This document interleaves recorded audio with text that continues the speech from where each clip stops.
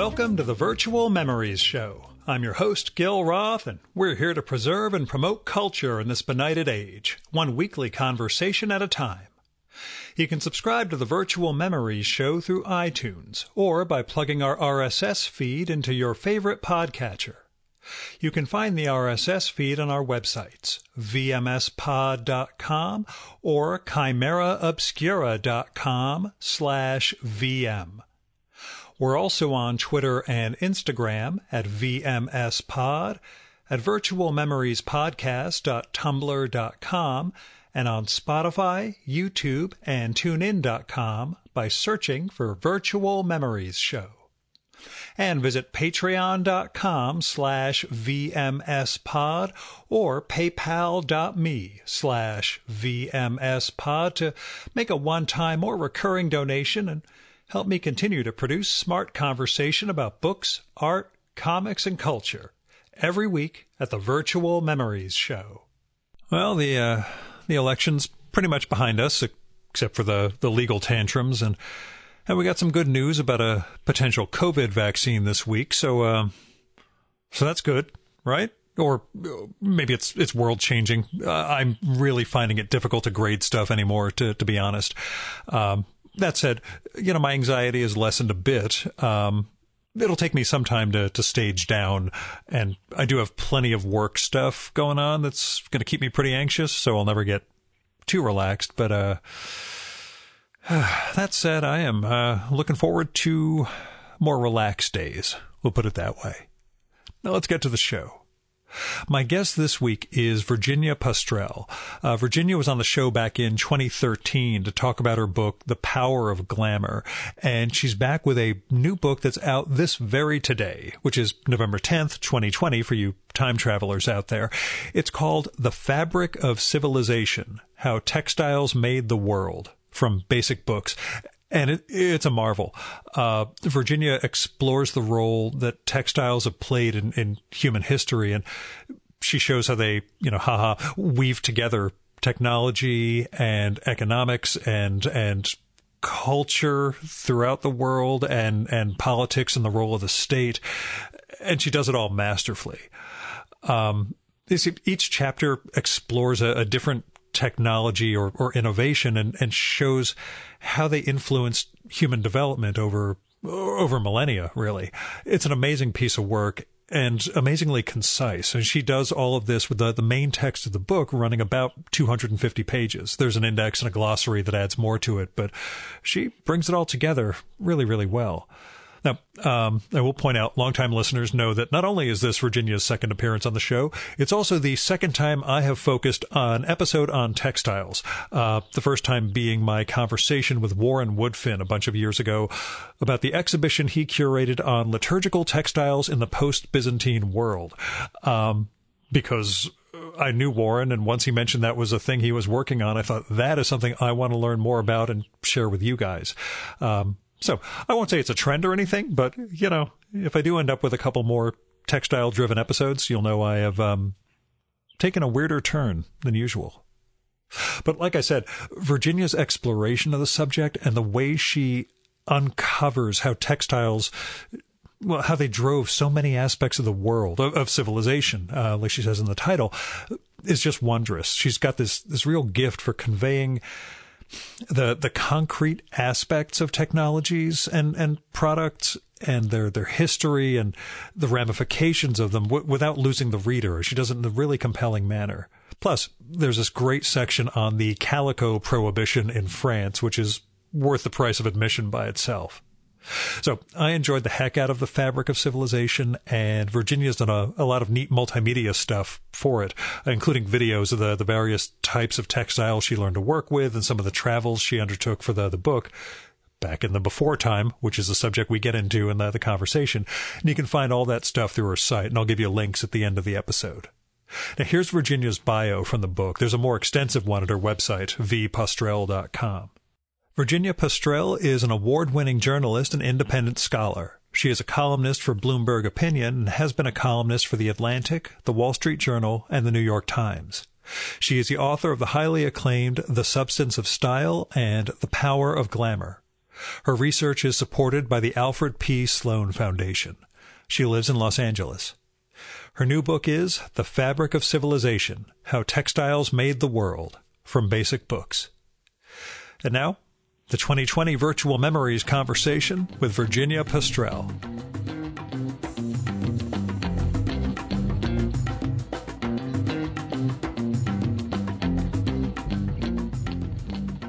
So tell me about the origins of the fabric of civilization. I know in the very final, or in the afterword, you mention it, but it's still not quite this is where it started for me. So where did it start for you? Well, and in the acknowledgments, you mentioned the idol concept also, but it's still, I'm wondering the origin of it, and then we'll talk about the book itself. Well, over a period of quite a few years, I can't even say how many, but at least 5, through the normal course of my journalistic work, and a certain amount of serendipity, I happened to hear several very interesting talks, academic talks about textile history, and see several museum exhibits in costume collections that had a nexus with technology, either explicitly or implicitly. So, for example, when I was working on, I believe it was when I was working on an article about fashion in art museums for the Atlantic, so this goes back quite a long time, I saw an exhibit on the history of color in fashion at the museum at the Fashion Institute of Technology in New York. And so this would be before my previous book came out. This was a long time ago. And one of the items in that exhibit was this very striking purple and black striped silk dress from 1860-ish. I think it actually was from 1860. And it's an ordinary day dress. It's not any kind of couture or its predecessor. But what's so striking about it, and was particularly striking in the context of this exhibit, was the intensity of the colors. And that was when I really understood the impact visually and in terms of everyday life of synthetic dyes and what are called aniline dyes from their precursor chemicals. And synthetic dyes are incredibly important in the history of technology because they essentially lead to the chemical industry.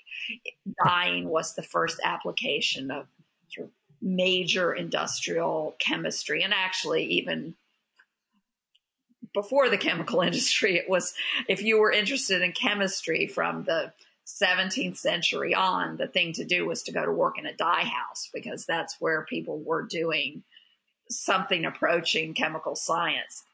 So that was just one of a number of examples. I went to a conference, a sort of academic fashion conference, where I heard a paper based on someone's dissertation about calico prohibition in France. And I was amazed, especially because I spent 10 years editing a libertarian magazine, that I had never heard that for 73 years, France treated cotton cloth, cotton prints in general, as the U.S. treats cocaine. This was just amazing. And so it was a series of a bunch of different little things that just made me think the history of textiles is super interesting. It engages with the history of technology and science in really interesting ways. It engages with the history of economics and culture similarly. And wouldn't it be cool to write something about it? And that was, but it was just kind of an idea. Maybe I'll write an article sometime on technology and fashion or technology and textiles. It was kind of this idle thought, as I say in the acknowledgments. And then in 2014, a friend of mine, Denise Sewell, who at that time was the curator of costume or fashion at the Phoenix Art Museum, and that was how I had met her, said to me, I had mentioned this to her, and she said to me, "Hey, Virginia, she sent me an email. I got this. If you're really interested in this idea of technology and textiles, you need to go to the Textile Society of America's biannual conference, which is at UCLA.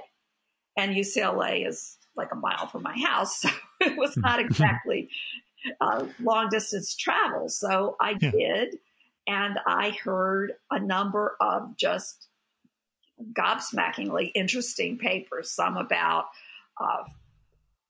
textiles and clothing in the 18th century, some about textile archaeology, and I had the opportunity to talk to some of the scholars who presented. And from that, through a number of different permutations, came an article that was published in Aeon that was about textiles as technology and how we have sort of, how we have a kind of textile amnesia. It's this super important artifact in human life and has historically been important in the economy and in very prominent particular times. And we have forgotten about it. We completely take it for granted. And that was the first time I sort of did this play on Arthur C. Clarke's famous adage that Arthur C. Clarke said, "Any sufficiently advanced technology is indistinguishable from magic." And my play on that was to say, any sufficiently familiar technology is indistinguishable from nature. And I think that's what textiles are, because it's such an old technology, and post-industrial revolution, such an abundant technology, and it's only gotten more abundant in my lifetime, that we just assume cloth is there. And we don't think about all the brain power over many hundreds, even thousands of years that went into it. And in fact, the amount of work that still goes into improving textiles today. And at what point did it kind of transition from topic to investigate and single article into this is a book?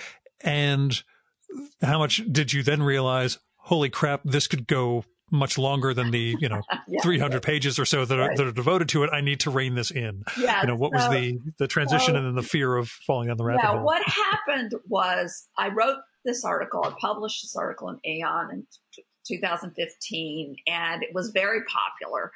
And I actually heard from a book editor who was at Basic Books, and he said, "Wouldn't you like to write a book about this?" And in fact, I had that idea after writing the article that this would be a good topic for the book, for a book, but I wasn't yet ready to do such a thing, because you need to know before you decide you're going to devote several years of your life to writing a book, you need to write more articles.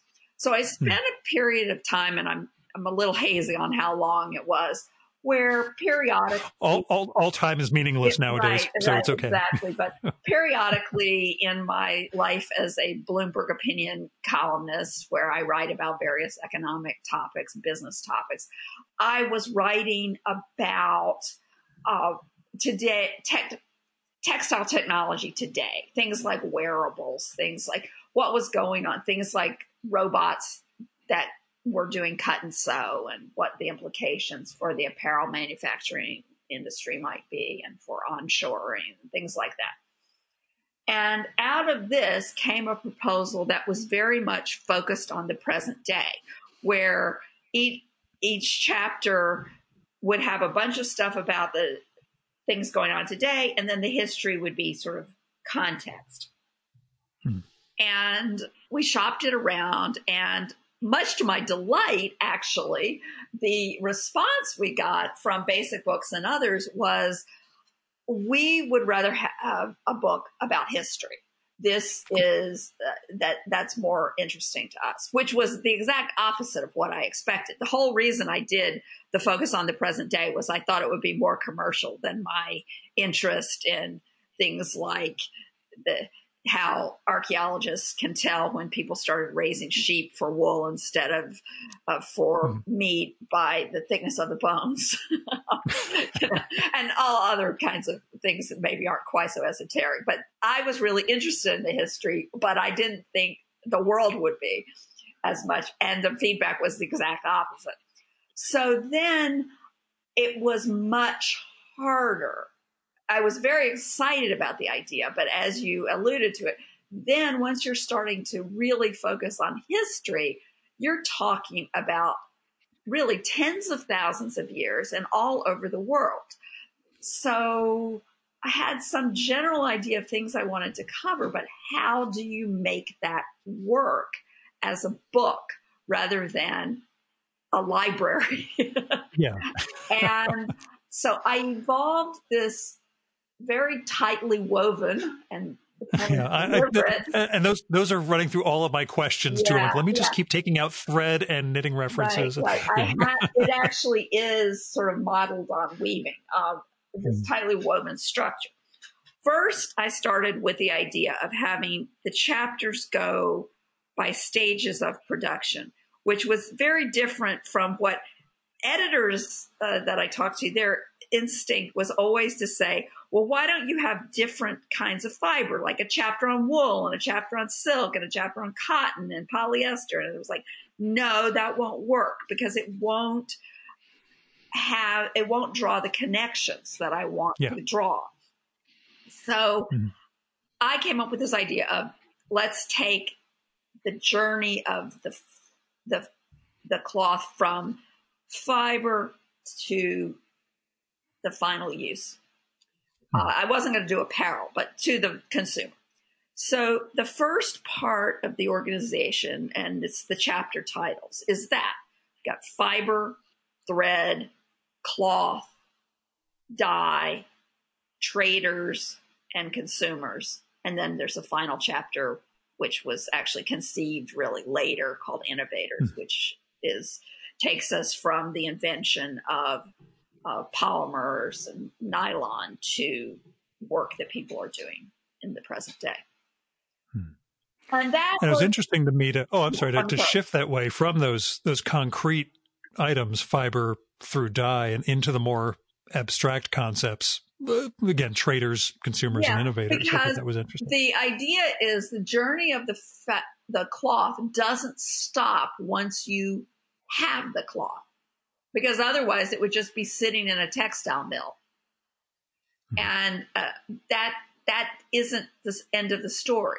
It then goes out into the world. And how does it do that? It does that through people who sell it. And then in the consumer chapter, we get into other ways that it can get out into consumers, like you can have Mongols raiding your town and taking your textiles and your weavers with them. But there are other ways, or you can have taxation is very common in history, taxation collected in textiles. So it's the marketplace and it's other ways as well. But I think that's very important because it's fascinating to focus on the technology and the production side of things. But the whole reason that we do all that stuff is because we want to have cloth to use. And really, it's all about the consumers ultimately. And the other thing I wanted to do was I wanted to talk about what I call social technologies, which are not machines or chemicals. They're things like contracts and written correspondence and double entry bookkeeping and pen and paper calculation using Arabic numbers. These are things that developed out of the textile trade or were fostered by people who wanted to trade in textiles. And they're just as important as any machines to the world we live in. So I wanted to talk about those things. And of course, I wanted to talk about calico prohibition. So we have to have our consumers chapter, but it makes a broader point, which is that consumers are the reason all this effort takes place. And also when consumers really want cloth, and they want the kind of cloth that they want. And it's really remarkable how much they'll defy strictures against what they want. Well, I was going to say, you live up to your reason, background and experience with all the, not just the calico prohibition, but the Chinese and Japanese, we'll say prohibitions or strictures on who could wear what, and how they all. Also, and the Italian one is an interesting deviation from the usual. Yeah. Well, in the Italian version, of course, everybody has a payoff. There's always a way to sneak through if you just pay the right people. Yeah, well, and the Italian version also, it's about people trying to pass laws so that they'll control their own household budgets, as opposed to the Chinese and Japanese versions, which were passing laws to control the social hierarchy. The people in Italy weren't worried about the social hierarchy. The merchants were in the social hierarchy. They were the social hierarchy, as opposed to in China and Japan. But they were engaged in this continual war to spend more and more and more. And so they were trying unsuccessfully to rein in their household budgets using regulations. But anyway, so that gave me that organization, getting back to the how to control the book, that organization gave me the basic structure that I wrote a proposal from. Mm-hmm. But then as I started to work on the book, and Basic did eventually end up being my publisher, although we did talk to other publishers as well, and it has worked out really great, and I love them. That was sort of, those items were the warp of it, and then I developed the weft, and that was a focus on a theme in each chapter. And this was there all along, but the intersection of the two became clearer when I sat to writing it. That each chapter needed to have the stage of production or the stage of consumption tied to one of these technological or social themes that I wanted to develop through textile. So, for example, the chapter on fiber is about nature and how humans alter nature. And that was always my idea, was to have that. Actually, now that I think of it, I had the theme idea first, and then I developed the idea of tracing the textile journey. It became clearer as I went through. Mm-hmm. So I had nature. My original ideas were things like nature and color, and I think I even had one called war that I was thinking of, or rulers, which turned into being merged with consumers. So each stage of the textile process intersects with a central theme. So we have how humans alter nature with fiber. We have why the amount of work that was involved in spinning thread and why industrialized spinning was a revolution, why that launched an economic revolution.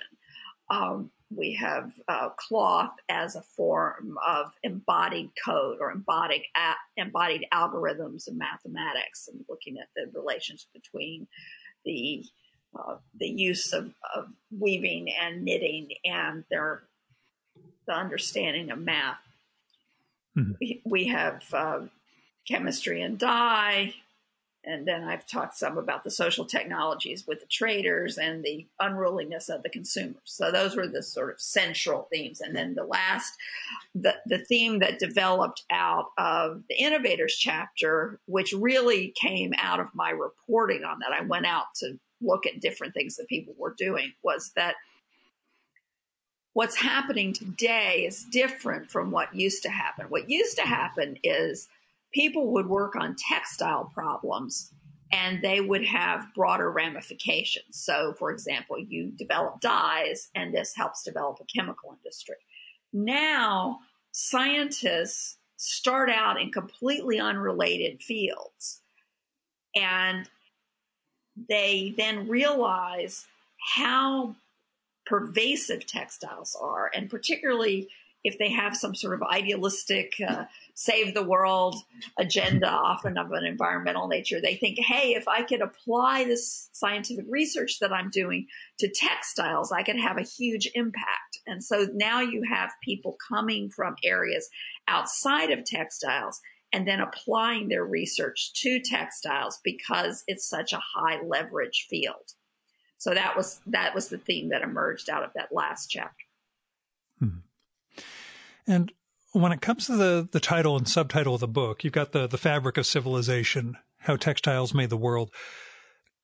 Can you talk a little about defining civilization? I know you get at it in the intro to the book, and you're covering a lot of different regions and a lot of different ways that humanity grew over the past, well, we'll date it back, like you said, a couple, tens of thousands of years.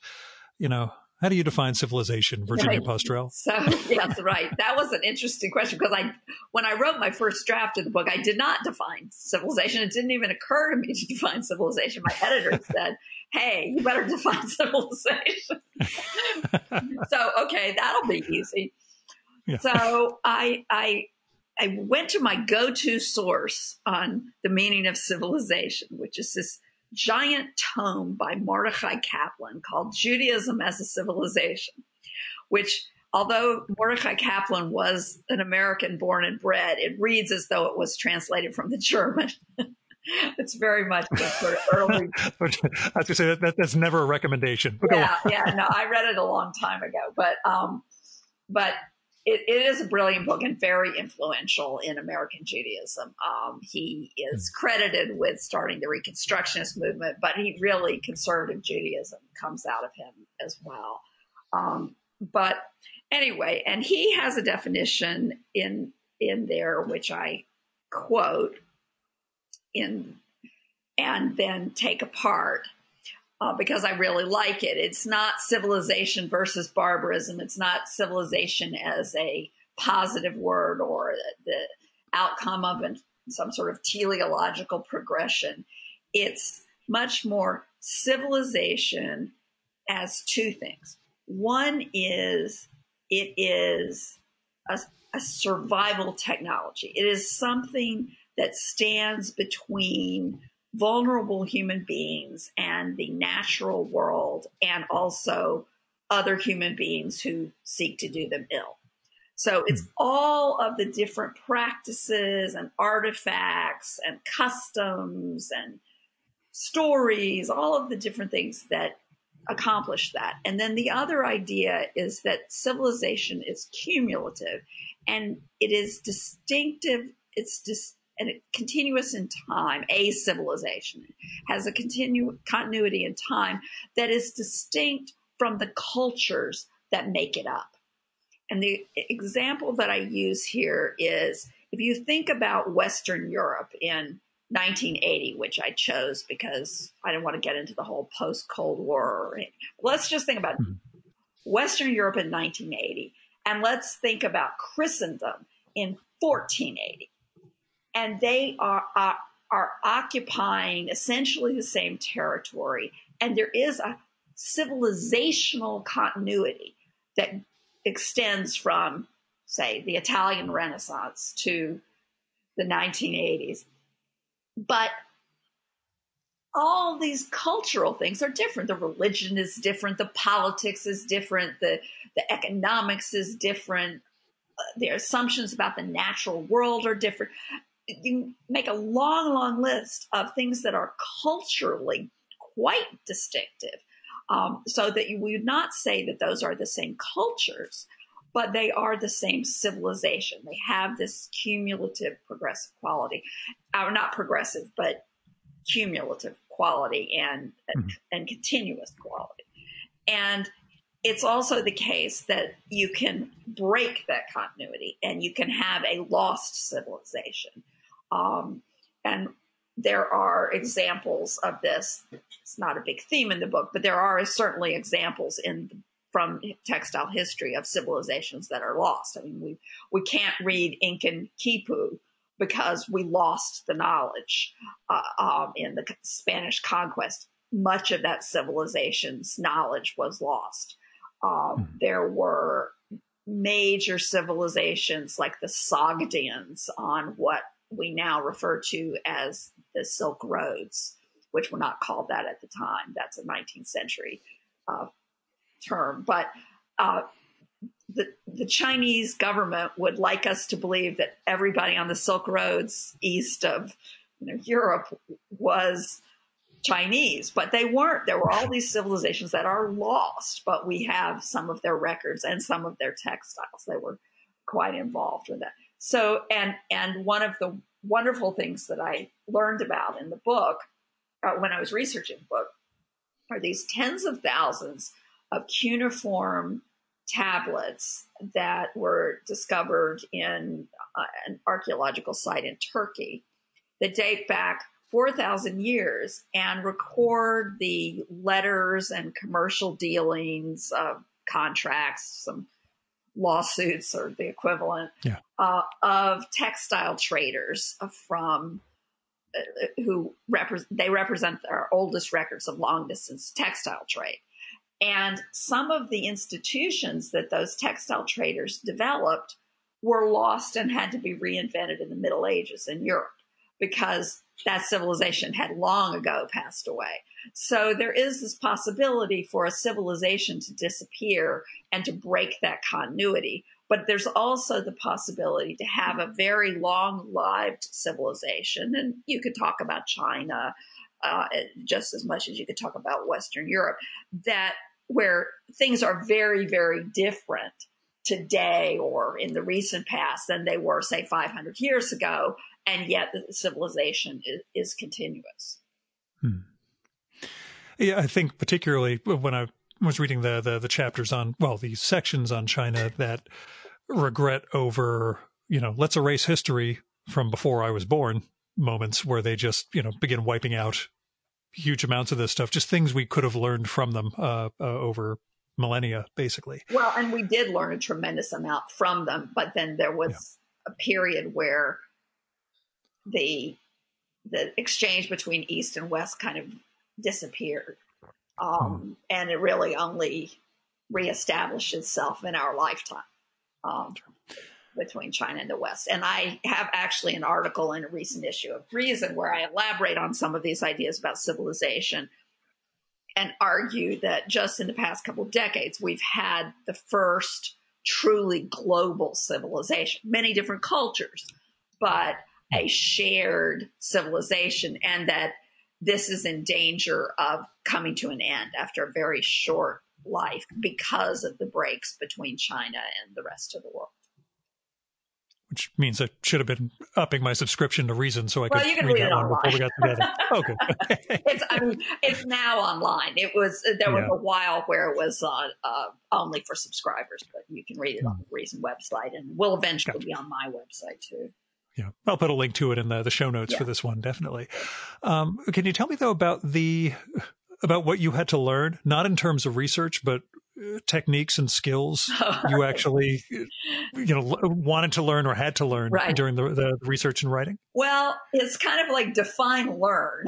So there's some things I learned better than others. So for example, try to learn. So for example, I did take several spinning lessons in different contexts. So before I wrote the book, before I even wrote the proposal, I took a week-long textile boot camp at a place called the Textile Research Center, which is in Leiden in the Netherlands. And they offer these week-long sort of introductions to all different things about textiles. And the target audience for that is really something like a museum curator who's not a textile specialist, but whose work sometimes intersects with textiles. So they need a broader knowledge, so they need at least a cursory knowledge. But we had several people like that in our class. We had somebody who was actually a forensic scientist, CSI kind of person. We had somebody who does research, textile archaeology research on ancient Sudanese textiles. And we had me, whatever.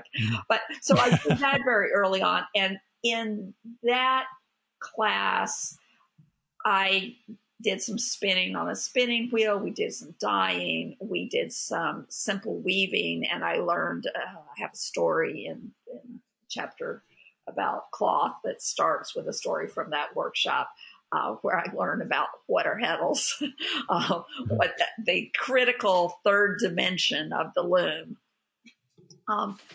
Then when I got into, I was doing the book, it was pretty early on, but I had the contract and I was working on the book. I realized I am never going to understand looms because I'm so spatially challenged. Thank God. Okay, I thought it was just me. Yeah, unless, I have test scores from high school to prove it. The Armed Forces battery, vocational battery, I was good about everything except for 3 dimensions. Anyway, I realized I am never going to understand looms unless I take some lessons. So I went online and I found the Southern California Hand Weavers Guild site, and there's a place where you can find people who teach weaving in the local area. And I found somebody near me, and I took some lessons from her, and she lent me a table loom. And I accomplished my goal of understanding how looms work, but I also got into it. And so I actually now own a couple of looms and have branched off out into doing a little bit of tapestry weaving and other types of weaving. So I did learn to weave in a fairly serious way. I also took a spinning workshop on drop spindle spinning at a conference in Peru. And I also took a class on backstrap weaving there. And I have to say, I did enough spinning to learn that I'm not a spinner. There are people, I never got any good at it. People who do get good at it really love it and they find it meditative. And I have a weaver friend who is on Zoom meetings all day long for her job, and she spins during those meetings. But it's not for me. And then I also did a fair amount of dyeing and printing. I took a workshop in India. I took an indigo dyeing workshop here in LA. And I've done some other dyeing. I'm in the process of making a video on cochineal dyeing. So I've been doing some dyeing recently in my kitchen. And I really like dyeing. I really liked chemistry when I was in high school, although my lab technique leaves a lot to be desired. And it appeals to me as well. I don't think I'm going to go deep into dyeing because you need more outdoor space or a bigger kitchen or something that I don't have to really get serious about it. But it is something I enjoy doing. I was going to say, or ventilation, depending on the sort of dyeing processes that you depict in the book. In my house, I haven't dyed with anything that's terribly stinky. Yes, but indigo dyeing is wonderful, but it does smell to high heavens. And of course, I have the very memorable sections about dyeing with the Tyrian purple Murex dyeing, which I didn't do, but I interviewed an archaeologist who's done it, and it's pretty gross. Did you know you were going to be traveling this much for the book? I suspected it. I wanted it to be global.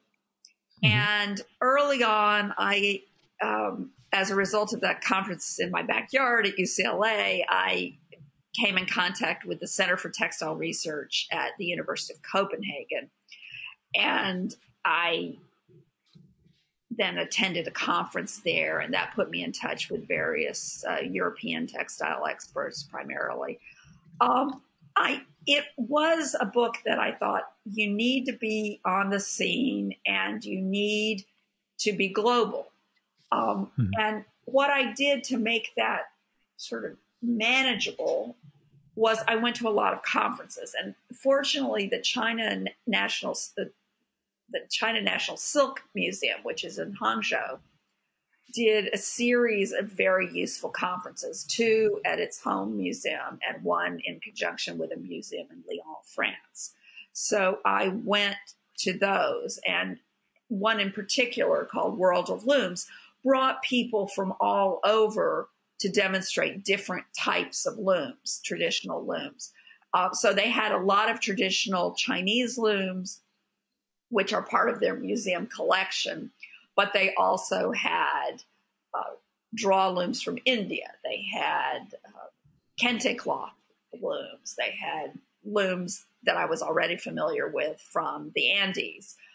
They had Iranian carpet looms. They had, and they had the Lao loom, which I write about in the book, and it's very fascinating method of storing patterns for complex brocades, which sort of anticipates the later developments of jacquard and the things that we tend to know about in the West. Yeah, what I found fascinating was, I mean, I knew some of the history of computing as beginning with looms, but also the underlying concept of IP and, people holding on to particular techniques or patterns so that they couldn't be reproduced. And then, guys breaking through and essentially open sourcing some of this stuff. Again, you show throughout the book the way key technologies and things that we almost all do take for granted in the present all had these, pivotal, spurs, I suppose, coming out of both the technology and then the practice of the textiles. So yeah, I found that stuff utterly fascinating, that notion of, we know how to make it, but no one wants to tell somebody else how to make it because they'll get ripped off and, the secret will be out. Right. And there is, the intersection between public and private knowledge, trade secrets, what we would call intellectual property today, and also tacit knowledge, the kinds of things that you can't really write down, and textiles. It's fascinating. I mean, you could write a good large book on that, probably. That's what I'm saying. You got that rabbit hole you're going to go yeah, because there's a little bit of this in the book, but throughout the history of textiles, there's an enormous amount of industrial espionage and outright industrial espionage where, for example, there were these big pre-industrial revolution Italian, often funded by French silk manufacturers from Lyon, built these factories with these giant machines, hydraulically powered machines that twisted silk filaments into strong warp threads. And this was one of the most fascinating things I discovered in my research, and saw a number of these that have been restored or reconstructed in northern Italy. And they were very successful. And there were these two brothers in England, the Loam brothers, who decided they wanted to bring this technology to England. So the more mechanically inclined brother went to Italy and he got a job in one of these factories, and he would work in the factory. And then at night he would draw the plans for the machines, and he smuggled out the plans. And he also got a bunch of the workers to come with him, and they went to back to England and started a silk throwing mill in Derby. And then the brother who was the spy mysteriously died, and some people think maybe he was fascinated by Italians, but who knows, but that's one of the stories of an outright industrial espionage. Then other times it's more a matter of hiring people away from either from their city or their country, and the city or country, cities would be particularly in Italy, trying to keep people from leaving and taking their knowledge with them. So there's a lot of that too. But as you alluded to, you start to see, starting in the 16th century with the dye manual the first dye manual, you start to see people who either out of sort of entrepreneurial desire to make money selling a book or idealism, you start to see people write down what had previously been conveyed only through a master-apprentice relationship. So you have a dye manual in in the 16th century, you have a weaving manual in the 17th century, and these anticipate, and the dye manual, I mean, I did interview somebody who does try to reconstruct these things. I mean, it's not like you would have a dye manual today, because you're still in a world where there are no reliable thermometers, much less pH, litmus paper or anything like that, or easily controlled thermostats on anything. So there's a lot of, how does it sound? How does it smell? They'll even say, like, you have to do this as long as it takes to say such and such number of Hail Marys, because they don't even have reliable clocks. So there's a tremendous amount of tacit knowledge there, but you do start to have this kind of sharing of knowledge, and that is part of what the economic historian Joel Mokyr calls the Industrial Enlightenment, which is you have this period where the knowledge of craftspeople, and the knowledge of natural scientists comes together. And also there's a premium put on, or it's socially sanctioned to write things down and make them publicly available. And that helps to spread a lot of know-how about how to do things and where to look for new innovations, successful innovations, which is what the natural scientists bring to the party, is not just how to do things, but where might be productive places to look for improvements. Mm-hmm. Yeah, I get you.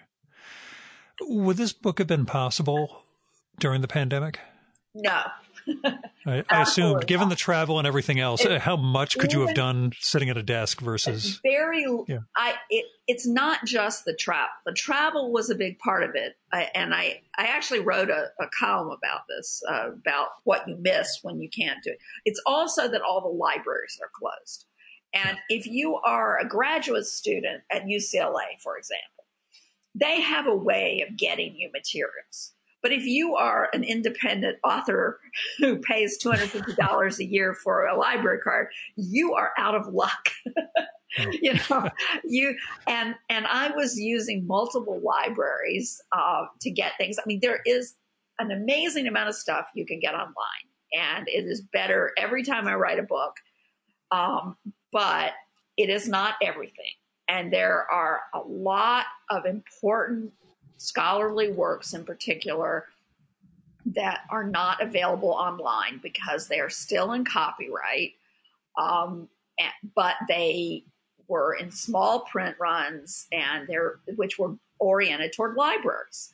And so if you have access to a good research library, which I have access to several, that's fine. But the pandemic has closed all that down. So even ignoring the fact that you can't go jetting off to India to take a dyeing and printing workshop or tour factories, you can't even read about stuff in many cases.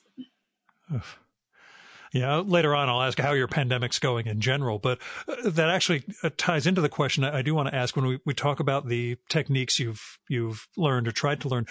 Do you have a this has gone too far metric for any of the things you're doing at home now with weaving and such? Like for me, there's coffee making where I take it pretty seriously, except I don't roast my own beans. And I've told my wife that's the Gil has gone too far metric. If I start roasting my own beans, then you could say, hey, maybe tone it down a little bit. Do you have a trigger warning or anything like that for your husband to say, Virginia, well, you need to I don't step really back from the need loom? a trigger warning from my husband about that, but I definitely would draw the line at spinning. And I would also draw the line at dyeing very much of my own yarn. I mean, I have dyed a little bit just in this last cochineal experiment, but I'm not going to let the dyeing take over the kitchen. And I think actually if I did, my husband would intervene because he would be like, all right, how many times can we order takeout? Eventually you're going to have to cook in that kitchen. The dishes got to get washed in here at some point and everything's coming out blue. Yeah, that's Yeah. So, but the truth is, if anything, I neglect the weaving because I'm so busy trying to get people to buy the book.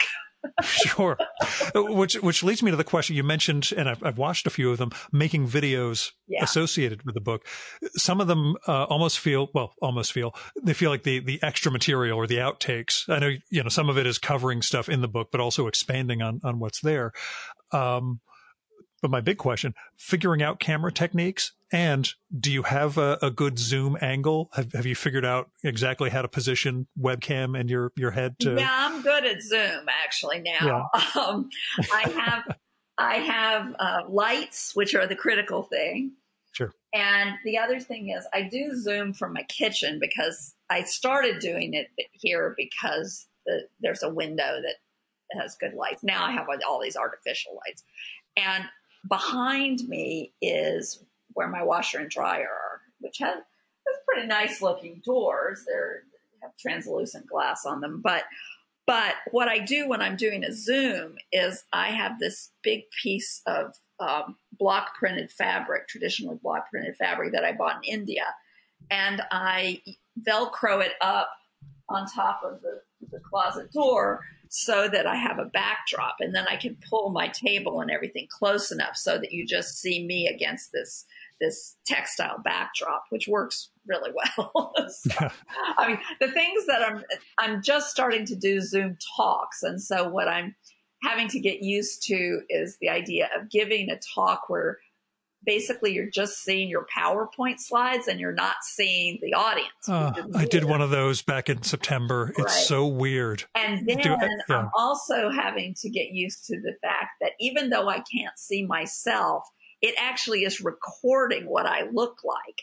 So if I scratch my head or whatever, that's for posterity. I just did one on Saturday for my weaving guild. I'm actually the program director, and I've been bringing in this pandemic period where we can't have a lot of our normal workshops and things that are in person. I've been tapping into my network of scholars and interesting people about textiles, trying to make it a feature out of a bug by bringing in people from Europe and so forth that we wouldn't ordinarily have to give talks. But when I gave, and we usually make a video, and I usually make the video, but now I'm realizing I'm going to have to make this video of myself because people expect it because I was a speaker, but I would rather not. Yeah. Yeah. Besides, the awfulness of having a book come out during the pandemic, which a lot of my guests have had to reckon with. How's your pandemic going? My pandemic is not bad. I mean, I'm starting to get cabin fever, and I actually took I went to an Airbnb north of here for a long weekend last weekend just to get out of the house. Not be at home. Yeah. And not be at home. But it hasn't been too bad for me. I mean, neither my husband nor I has been sick. We can both work from home, which is much more taxing for him because he is a business school professor than it is for me. Fortunately, he was able to ease into it because he's now in his third term of Zoom teaching. The first 2 terms, he was teaching classes that were originally designed to be hybrids. So they were originally only going to have 4 in-person sessions each out of 10. And he had videos recorded. But now he's doing a full-time, so all supposed to be in person. And it's very hard. The students are very low energy because they're all tired from being on Zoom all day. They're fully employed students. And in my case, it's not really that different from what I normally do when I'm not writing a book and traveling. I mean, because I'm writing columns and I'm mostly doing phone or Zoom interviews for those, and it's not super different. So I cook more, and I think more about provisions than I used to. I think that's because, I mean, now it's really not a big deal, but early on, you had to worry about, like, would you run out of food? Would you get locked in for 2 weeks and not be able to eat? That sort of thing. Yeah. But it hasn't been too bad. I mean, the biggest downside is that it's not just having a book come out. It's having a book on textiles come out this time of year when you're from South Carolina and your family was counting on you using your book as an excuse to come home for holidays. And then and I have a lot of contacts at the universities in the Carolinas and a lot of people who wanted me to come and talk to students there and would have financed a trip home too, as well as a book tour. So I'm missing all of that.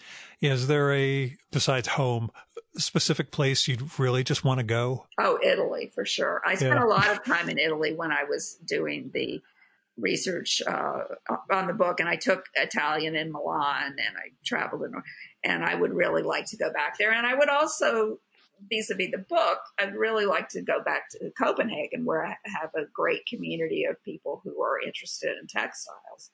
And there's the Center for Textile Research is celebrating its 20th anniversary, and it keeps moving its conference. First, it moved it from this year to next summer, and now they're moving it online. And that's a shame. But yeah. I'll put it this way. My day job, which changed from the last time we talked. When last we spoke, I was running a business-to-business magazine in the same space, but now I'm trade association and lobbyist for guys who make drugs and vaccines for the drug companies. So I was putting together the calendar of 2021 events for the big e-newsletter I send out every week. And a bunch of trade shows are planning on doing in-person next year. The one that's already said they're virtual only is the Biotech Industry Organization, which is comprised of the companies actually developing the vaccines and therapeutics. So keep in mind, they're saying virtual only in 2021, even if everybody else thinks there's going to be in-person conferences next year. Certainly anything that's large and can't be outside, Yeah, that's, when the biotech industry guys are saying, not going to be safe. Well, of course there was, I forget, you would know, but there was the super spreader biotech event early on.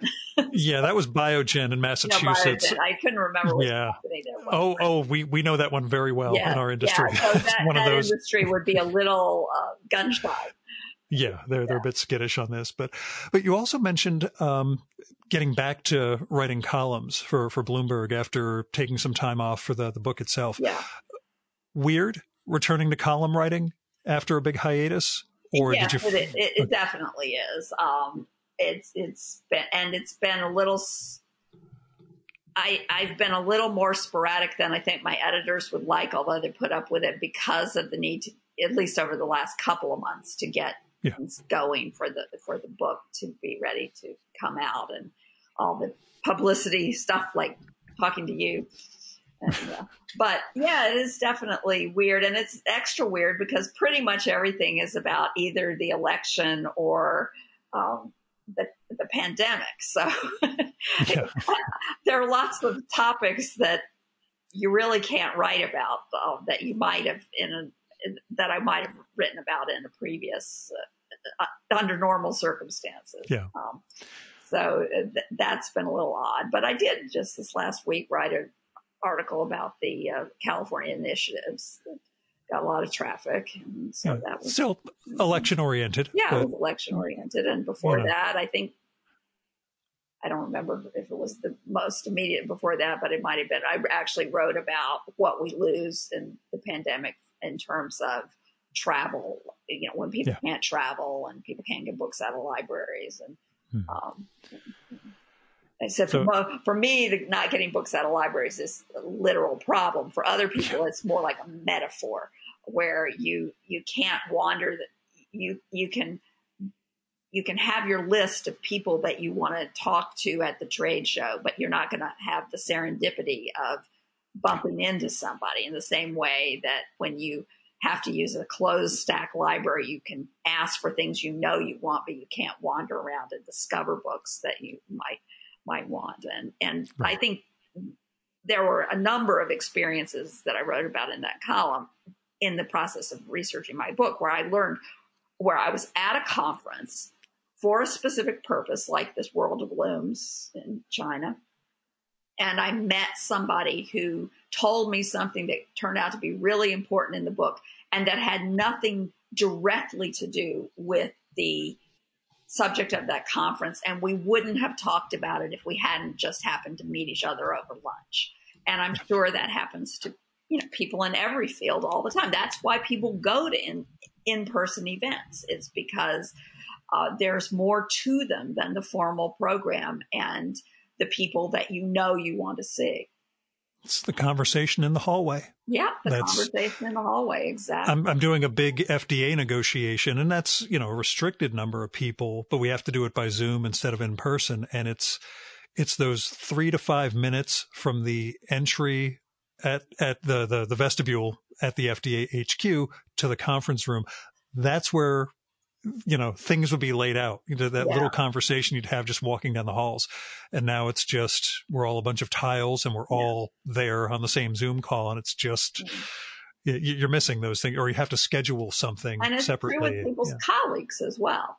And actually, going to the question about the book and the book coming out, in some ways, the weirdest aspects of it have to do with the interaction with the publisher. I mean, which has been really good.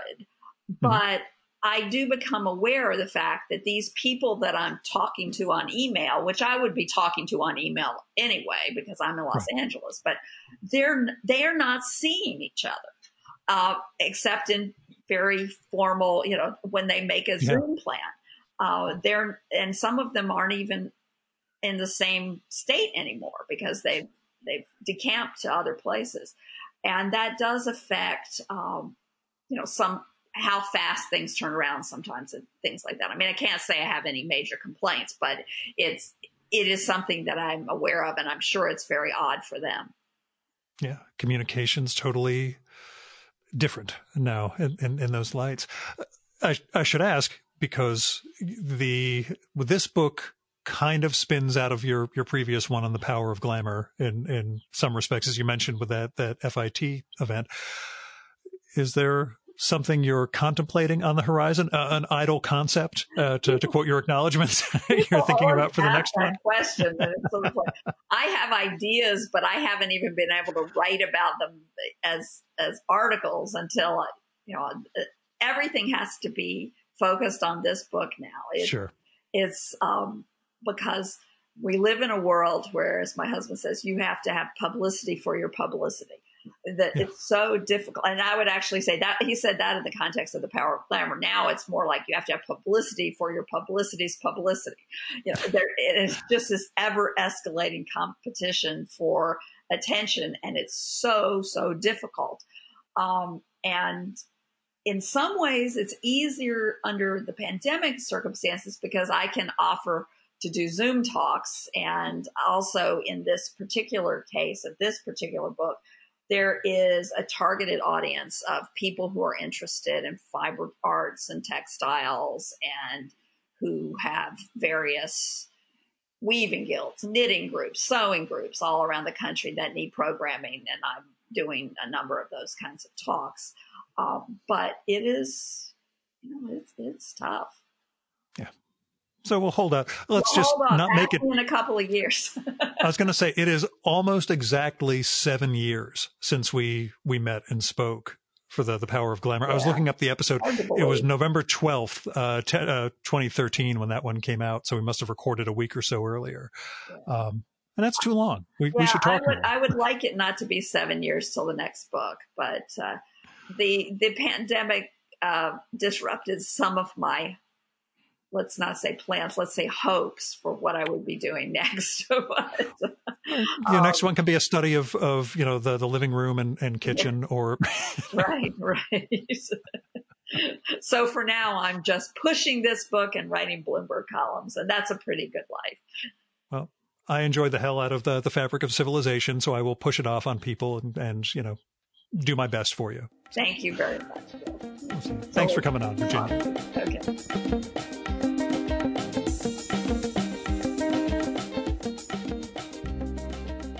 And that was Virginia Postrel. Her new book is The Fabric of Civilization, How Textiles Made the World, out now at better bookstores from Basic Books. I enjoyed it a lot, and I think a lot of your listeners will dig the way textiles integrate technology, economy, politics, and more throughout history. It's a really illuminating book, and I think you'll get a lot out of it. Now, you should also check out some of Virginia's previous books, The Power of Glamour, The Future and Its Enemies, and The Substance of Style, as well as her columns at Bloomberg Opinion, as well as the stuff she mentioned in Reason magazine. I've bookmarked her piece on China and global culture, but haven't had a chance to read it yet. Her website is vpostrel.com, which is VPOSTREL.com. And you can follow her on Twitter and Instagram at vpostrel, on YouTube at Virginia Postrel 1, and on Facebook as Virginia Postrel Author.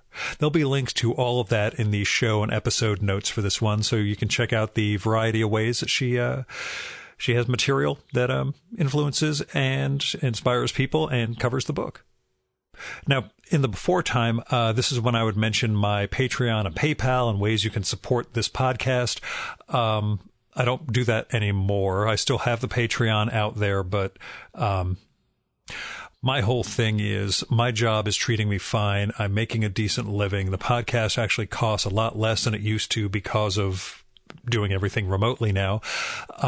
So what I ask is, if you do want to support the show, write me, tell me what you like about it, tell me what you don't like about it, send me a postcard. One of my listeners, who's actually relatively close in New Jersey, sends me postcards every few weeks, which I always appreciate. But if you have money to spare, there are a lot of individuals in need. There are people with Kickstarters, Indiegogos, GoFundMes, which are important, Patreons. There are a lot of foundations and nonprofits that are helping people right now, and they can really use a hand. Food banks, freedom funds. There are people contributing to the Georgia Senate races, which will be coming due January 5th. There are a lot of ways that you can help fix the world. Sometimes it doesn't even have to be money. You can volunteer services. You can figure it out. You know that you can help, and I hope you do. Last thing, I still have copies left of the first issue of my first zine, Haiku for Business Travelers. It's free. If you want one, just drop me a line, or visit haikuforbusinesstravelers.com, and you can hit me up that way. You can kick in a few bucks for postage and production if you want, but this is not a money-making thing. It's just me sharing my art, such as it is. I am starting to get working on the second issue. I've got a bunch of things already done for it, and I'm starting to write some more things and figuring out some stuff that I would love to get someone to illustrate. I'm hoping to finish it by the end of this year, so we'll see. You will be the first to find out.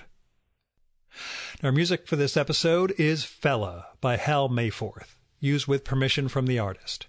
You should visit my archives to check out my episode with Hal from the summer of 2018 and learn more about his art and painting. And you can listen to his music at soundcloud.com/Mayforth. And that's MAY4TH.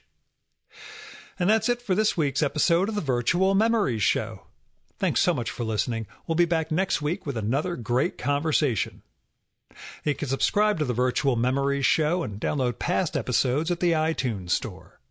You can also find all our episodes and get on our email list at either of our websites, vmspod.com or chimeraobscura.com/VM. You can also follow the Virtual Memories Show on Twitter and Instagram at vmspod, at virtualmemoriespodcast.tumblr.com, and on YouTube, Spotify, and TuneIn.com by searching for Virtual Memories Show.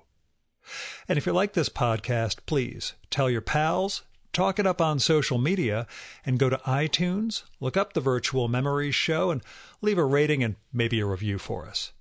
It all goes to helping us build a bigger audience. Now, you've been listening to the Virtual Memories Show. I'm your host, Gil Roth. Keep reading, keep making art, and keep the conversation going.